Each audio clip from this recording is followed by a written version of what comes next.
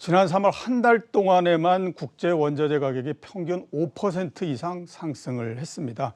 경기 회복으로 원자재 시장에 호황이 이루어지고 있다고 하는 점은 상당히 좀 긍정적이다라고 보이는데, 원자재 가격 상승이 시간을 두고 상품 가격의 상승으로 이어질 수 있고, 만약에 기업이 강한 가격 결정력을 갖지 못한다라고 하게 되면 이익의 감소로 나타날 수 있다라고 하는 점은 또 일면으로 봤을 때 한계점이 아닌가라는 생각이 듭니다. 그래서 오늘은 원자재 가격 전망에 대해서 주로 알아보도록 하겠습니다. 최진영 이베스트 투자증권 연구원 나오셨습니다. 안녕하십니까? 안녕하십니까? 구리서부터 한번 좀 여쭤보도록 하겠습니다. 경기 회복 시그널이라고 주로 많이 얘기하지 않습니까? 예. 경기가 좋아져서 골드만삭스 같은 경우가 구리가 차세대 석유가 될 거다라는 얘기도 있고요. 최근에 이제 가격도 좀 많이 오른 걸로 보이는데, 구리 가격 동향하고 앞으로 전망은 어떻게 지금 판단하고 계십니까? 예, 일단은 전망에 대해서 먼저 결론을 갖다가 소결부터 말씀드리자면은 저희 같은 경우에는 2분기와 3분기에 대해서는 여전히 좀 조심하자라고 말씀을 드리고 있는데요. 예. 지금 현재 구리 가격을 갖다 놓고 봤었을 때 상단을 갖다 우리가 놓고 보면은 전고점, 즉 역사적 전고점이 톤당 1,500달러 정도 수준대입니다. 그러면은 여기서 업사이드가 열려봤자 10에서 12% 가량밖에 안 되기 때문에 예. 저희 같은 경우에는 여기서 이 업사이드를 갖다 위해서 과연 리스크 테이킹을 할 만한가에 대해서 봤을 때는 그건 좀 제한적이다. 오히려 2, 3분기 때는 저희가 봤을 땐 달러에 대한 반등 가능성이라던가 내지는 테이퍼링에 대한 먼저 선제적인 시장의 우려라는가, 이러한 부분들에 있어서 저희는 좀 조심하자라고 먼저 서두에 말씀을 드리는 부분이고요. 예. 일단 요 최근에 구리 가격이 올라왔었던 이유는 수요 때문이라고만 볼 수는 없습니다. 물론 수요 측면에서도 글로벌리하게 경기가, 제조업 경기가 회복되는 흐름은 맞지만은, 다만 이게 사실 공급 측면에서의 요인이 훨씬 더 강한 코스트 푸시 효과거든요. 예. 결과적으로 칠레 같은 경우에는 정부에서 4월 말까지 해가지고 락다운을 갖다가 국경을 전반적으로 봉쇄를 해버렸습니다. 이러한 부분들이 전광단에서 수출이 제한적이다 보니까 중국 쪽에서는 전광 스파티시 같은 경우는 계속해서 하락한 모습들이 나와줬고, CSPT라 해가지고 재련기업 중심의 중국 재련기업들의 분기당 벤치마크 TC 역시도 결국에는 결정이 불발돼 버렸고요. 결과적으로 이러한 부분들은 재련단에서, 재련기업단에서 이익의 마진을 갖다 축소시키는 요인이고, 이게 병목 현상을 갖다 일으키면서 결과적으로 가격을 갖다가 끌어올리는 원동력이 됐다라고 볼 수가 있겠고요. 페루 역시도, 글로벌 2대 공급국인 페루 역시도 공급 차질이 9월 초까지 새로운 락다운 조치가 연장이 됐습니다. 그러면 이러한 것들을 봤었을 때 우리가 본다면은 전반적인 맥락에서는 수요보다는 요 최근의 가격 동향은 좀 공급 측면이 맞다라고 볼 수가 있겠고요. 그래서 전체적인 방향에 있어서 저희는 다만 서두에도 말씀드렸지만은 달러화라던가 또는 글로벌 최대 소비자인 중국의 어떻게 보면 조금 살짝 긴축적인 스탠스, 이러한 부분들에 있어서 저희는 좀 조심하자라고 말씀을 드리는 부분이고요. 예, 조금 조심을 하자, 이렇게 이제 말씀을 해주셨고요. 제가 원자재 관련해서 어떤 이 토픽이나 또는 이 질문이 있을까라고 해서 최진영 연구원이 쓴 레포트를 쭉 봤습니다. 그랬더니 눈에 띄는 게 알루미늄 관련해서인데, 이제 알루미늄 관련해서 나오는 게 친환경, 예. 원자재 시장에서의 친환경. 그러니까 친환경 관련한 여러 원자재 중에서 알루미늄을 제일 처음으로 꼽아주셨거든요. 네. 앞으로 제가 봤을 때 친환경이라고 하는 것이 모든 부분들에서 상당히 화두일 수밖에 없기 때문에 원자재 시장에서도 친환경과 관련한 알루미늄도 우리가 상당히 좀 알아야 될 것 같다라는 생각이 드는데, 자, 원자재 시장에서의 친환경 관련한 부분 어떻게 지금 우리가 이해를 해야만 됩니까? 사실 친환경 하면은 사실 메탈들이 전반적으로 수혜가 좋을 수 있습니다. 저희 역시도 그렇기 때문에 상대 성과 측면에서는 그렇기 때문에 에너지 섹터보다는 메탈 섹터가 가장 우호적이다라고 말씀을 드렸었고요. 예. 그렇기 때문에 좀 살펴보면은 뭐 구리야 대표적으로 아실 겁니다. 전체적인 구리 같은 경우에는 수요의 뭐 30%가 전력향이고, 그 전력향의 대다수가 태양광이나 풍력 이쪽에 들어가는 수요일 텐데, 뭐 니켈이야 어차피 전기차 이렇게 보실 테고, 그러면은 우리가 봤었을 때 알루미늄에 대해서 많이들 좀 이제 짚고 넘어가시지 못하신 분들이 계시거든요. 예. 근데 저희가 봤었을 때 알루미늄, 왜 그러면 제가 알루미늄 꼽아서 말씀드리냐면은, 사실 알루미늄은 전통적인 비친환경적 자산입니다. 예. 왜냐하면은 알루미늄을 갖다가 생산하는 과정에서는 광산에서 보크사이트를 갖다가 5.2톤 가량 갖다 생산을 하면은 이거 다시 1.9톤의 알루미나로 만든 과정에서 예. 전력 생산이 또 필요합니다. 그 전력 소비가 필요하고, 다시 또 알루미나를 갖다 1톤의 알루미늄을 만드는 과정에서 14,000kWh의 전력을 갖다 또다시 이용해가지고 한 번 더 1톤을 갖다 만드는 가공에 들어가고 엄청나게 많은 전기가 들어가네요. 맞습니다. 그렇기 때문에 여기서 전력 소비량을 갖다가 전반적인 메탈 측면에서 가장 많은 소비량이 들어가고 특히나 중요한 거는 탄소 배출입니다. 알루미늄 같은 경우에는 알루미나에서 알루미늄으로 넘어가는 그 모든 전공 과정을 갖다가 본다면은 탄소 배출이 CO2 배출량만 하더라도 톤당 대략 한 구리의 6.8배 가량이 나타나고요. 예. 철강보다도 훨씬 더 압도적으로 많고 아이언, 뭐 기타 금속 중에서 가장 많은 탄소 배출이 이루어지는 금속이라고 볼 수가 있습니다. 그러면은 이렇게 비친환경적인 자산인데 왜 주목해야 되는가? 우리가 주목해야 될 부분은 수요 측면에서는 분명 긍정적일 수 있습니다. 첫 번째, 수요 측면에서는 어쨌든 전기차 관련해 가지고 경량화에 들어가기 때문에 알루미늄은 분명 필수적으로 필요할 테고 예. 내지는 전력 관련해 가지고 동선만 들어가는 게 아니라 알루미늄 선도 들어가거든요. 근데 중요한 거는 공급 측면에서 즉 글로벌 최대 56%의 공급을 하는 중국이 결국엔 탄소 중립을 선언했다는 것이죠. 결국 2030년을 갖다 정점을 해가지고 2060년까지 탄소 배출을 갖다 줄이겠다는 건데 예. 알루미늄을 갖다 생산하는 과정에서 제가 말씀드렸다시피 전력 소비가 많이 들어가는데 지금 차트에서 보시는 것처럼 그 알루미늄 만드는 전력의 생산용의 전력원을 갖다 살펴보면은 석탄 발전이 대다수입니다. 예. 중국만 하더라도 80%대고 글로벌리 하긴 60%대가 석탄 발전에 의존해서 이걸 알루미늄 생산에 접목시키고 있죠.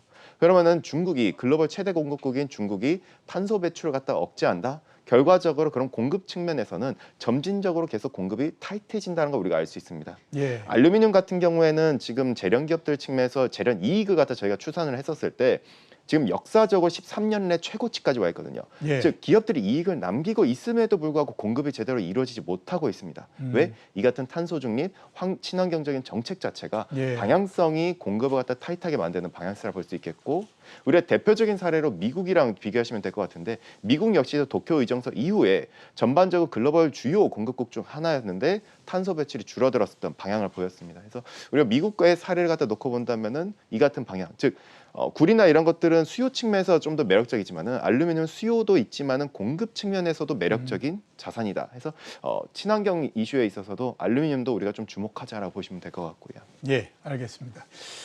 제가 모두에서 말씀드렸던 것처럼 3월 달에 원자재 가격이 굉장히 많이 올랐고요. 예. 이거는 뭐 3월 달만이 아니라 그 전서부터 계속 진행이 되고 있습니다. 원자재 가격 상승을 어떻게 보느냐에 따라서 득이냐 실이냐 이렇게 이제 볼 수 있을 텐데 뭐 득은 뭐 다 아실 것 같고 실은 앞에서 제가 말씀드렸던 것처럼 가격의 상승을 과연 제품에다가 전가를 시킬 수 있느냐 없느냐 하는 것들로서 판가름 나지 않습니까? 예. 그래서 한번 좀 여쭤봐야 될 것 같습니다. 원자재 가격이 상승하는 것이 전체적으로 주식시장이나 이 면에서 득이 되는 건가요? 아니면 실이 되는 건가요?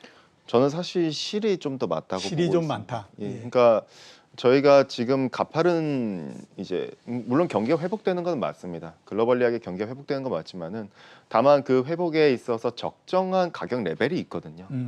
그렇기 때문에 우리가 대표적으로 유가를 갖다 살펴볼 필요가 있습니다. 유가를 갖다 살펴본다면은 글로벌리하게 제조업 PMI가 뭐 미국도 그렇고 중국도 그렇고 물론 조금 최근에 중국은 살짝 눌리고 있지만은 글로벌 제조업 PMI나 논 차이나 제조업 PMI를 갖다 같이 놓고 보면은 전반적으로가 상승률이 굉장히 가파릅니다. 예. 그런데 중요한 거는 과연 지금 수준에서 유가 역시도 이게 수요를 갖다가 적정 레벨을 판단하고 올라간 것인가?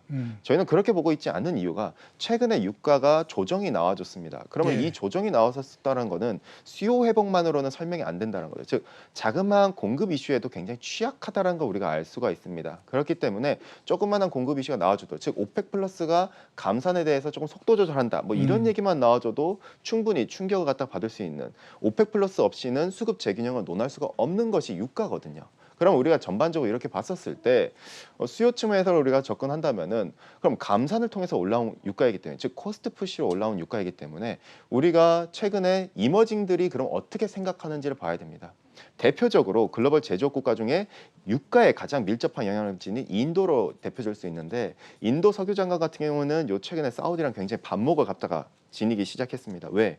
분명 너무 유가가 높다. 자기들의 적정 유가는 배럴당 50에서 60불인데 지금의 수준은 자기들이 감당하기가 어려운 수준이다라고 분명 얘기를 해줬었거든요. 있었거든요. 즉 소비자 입장에서 감당이 어려운 유가라는 걸 알 수 있겠고 지금 차트에서 보시는 것처럼 이머징 단에서 체감 유가 같은 경우에는 금융위기 이전 수준까지 도달한 수준에 와 있습니다. 예, 진짜 조정이 그렇네요. 그렇죠. 조정이 나와줬음에도 지금 이 같은 괴리를 갖다 보이고 있거든요. 그렇기 때문에 여기서 우리가 중요한 거는 이머징들 소비자들의 입장에서 굉장히 부담스러운 유가라는 것이고 아시다시피 어제 아침만 하더라도 미국 하원에서 또다시 오펙에 대해서 압박하는 이제 반독점법 관련해 가지고 얘기들이 나와줬습니다. 이러한 것들은 글로벌 최대 소비국 역시도 지금의 유가가 부담스럽다는 걸 갖다 계속 알 수가 있는 대목이고요.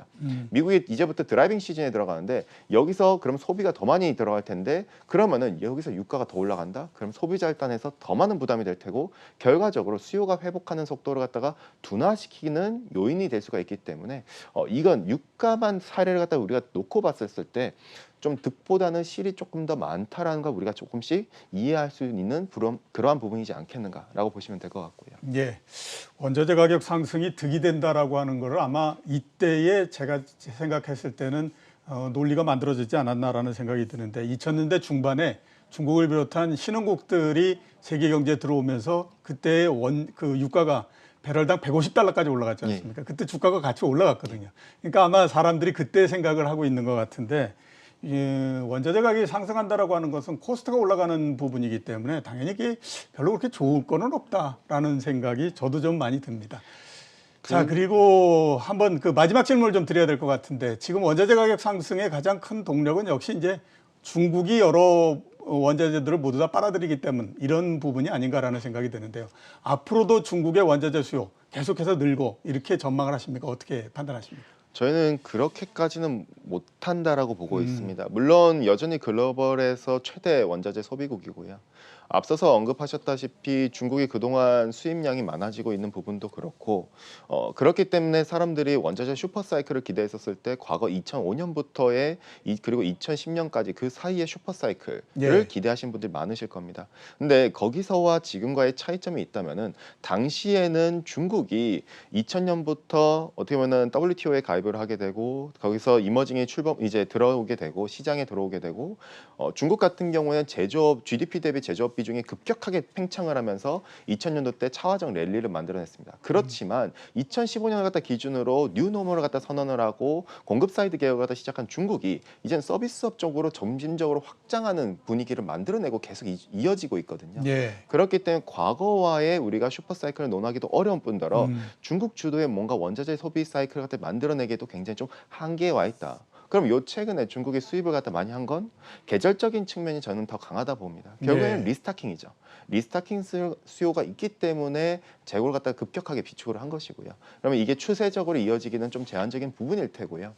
더군다나 중국은 우리가 원자재는 경기의 동행 자산입니다. 선행적으로 바라봐야 될 게 그냥 통화 정책인데 아시다시피 인민은행 정책국장 같은 경우에는 최근에 계속 발언 강도가 세지고 있는데 예를 들어서 미국이 상대적으로 경기가 너무 좋아지다 보니까 이머징 단에서 위험할 수 있다. 우리가 사전적으로 조치를 취해야 된다는 얘기가 나와줬고 정례회에서 통화정책 정례회에서 인민은행은 긴급한 출구 전략을 지향한다는 문구가 삭제됐습니다. 이러한 부분을 봤었을 때 좀 우리는 중국의 이러한 스탠스가 좀 보수적으로 변해가고 있다 해서 한 번 더 중국의 이러한 기대감을 갖다 조금은 접근하기에는 좀 제한되지 않겠는가 이렇게 봐주시면 될 것 같습니다. 알겠습니다. 중국 수요 증가에 따른 원자재 가격 상승은 아직까지 구조적인 형태는 아니다. 이렇게 이제 말씀을 해주셨습니다. 오늘 나와주셔서 감사합니다. 감사합니다. 지금까지 최진영 이베스트 투자증권 연구원이었습니다.